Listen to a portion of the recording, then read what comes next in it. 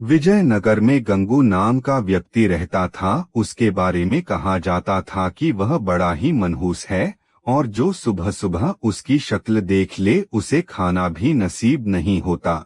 धीरे धीरे यह बात पूरे विजयनगर में फैल गई और महाराज कृष्णदेव राय को भी इसके बारे में पता चला। उन्होंने सोचा कि उनके राज्य में इस तरह के मनहूस व्यक्ति का रहना उचित नहीं है, किंतु राजा बहुत न्यायप्रिय थे। उन्होंने सोचा कि पहले वो यह देखना कहते हैं कि इस बात में कितनी सच्चाई है। राजा ने अपने सेनापति को आदेश दिया कि गंगू को उनके सामने लाया जाए। सैनिकों ने गंगू को महाराज कृष्णदेव राय के समक्ष पेश किया। महाराज कृष्णदेव राय जिस कमरे में सोते थे उसी में गंगू के लिए भी विस्तार लगवाया और सुबह जब राजा सोकर उठे तो उन्होंने सबसे पहले गंगू का चेहरा देखा।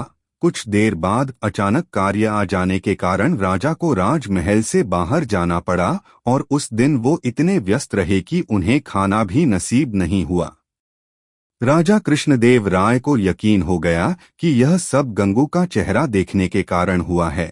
राजा ने सोचा, जब इस व्यक्ति के कारण मुझे भोजन नसीब नहीं हुआ तो शहर के दूसरे लोगों के साथ क्या होता होगा।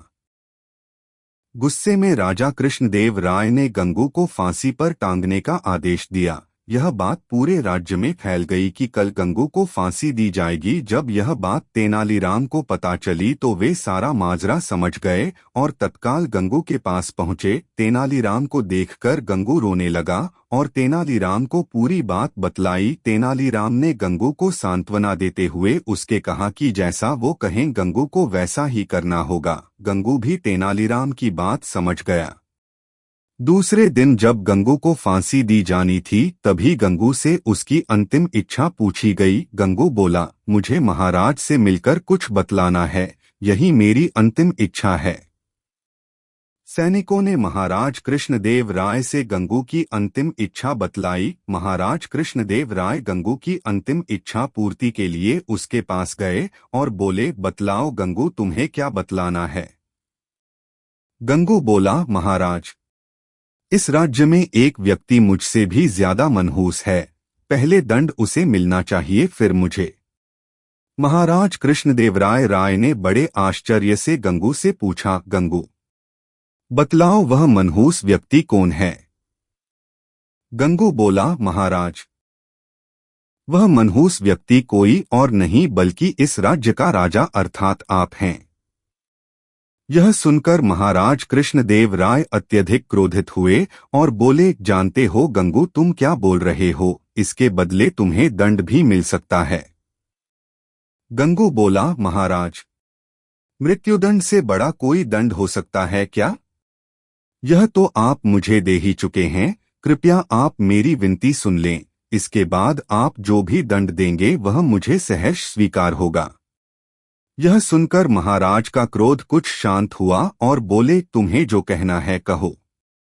गंगू बोला, महाराज, कल सुबह जब आपने मेरा चेहरा देखा तब आपको दिन भर भोजन नहीं मिला, तब आपने मुझे मनहूस समझकर मृत्युदंड दे दिया। ठीक उसी समय कल सुबह मैंने भी आपका चेहरा देखा था और मुझे फांसी की सजा मिल गई, मतलब आप मुझसे भी ज्यादा मनहूस हुए। महाराज कृष्णदेवराय को पूरी बात समझ आ गई और उन्हें अपने निर्णय पर पछतावा हो रहा था। उन्होंने तत्काल गंगू की फांसी की सजा माफ कर दी। गंगू को अपने पास बुलाकर पूछा, गंगू, यह विचार तुम्हारे मन में किसे आया। गंगू बोला, महाराज, मुझे तेनालीराम ने यह सब करने की सलाह दी थी। महाराज कृष्णदेव राय ने गंगू को बहुत सा धन देकर विदा किया और तेनालीराम को बुलाकर उसका धन्यवाद दिया कि उनके कारण एक निर्दोष की जान बच गई और महाराज के हाथ से एक बहुत बड़ा पाप होने से बच गया।